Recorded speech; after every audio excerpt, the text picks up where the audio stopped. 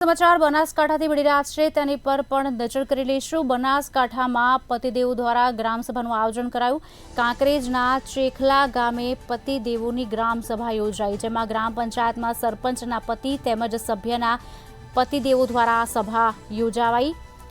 ગ્રામસભામાં 6 સભ્યોના પતિ તેમજ સરપંચ પતિ નજરે ચડ્યા હતા। મહિલા સરપંચ મહિલા સભ્યોની હાજરીને બદલે પતિદેવોની હાજરી વધારે જોવા મળી। મહિલા સરપંચની ખુરશી પર સરપંચ પતિએ અડીંગો જમાવ્યો હોય તેવા દ્રશ્યો પણ જોવા મળ્યા। પંચાયતના રજિસ્ટરની અંદર પણ પતિદેવોએ જ સહીઓ કરી હતી। ત્યારે ચૂંટણીના સમયે મહિલાઓને આગળ કરી સરપંચ તરીકે ચૂંટતા હોય છે અને બાદમાં મહિલા સરપંચ કે સભ્યોના પતિદેવો જ આ કારભાર ચલાવતા હોય છે।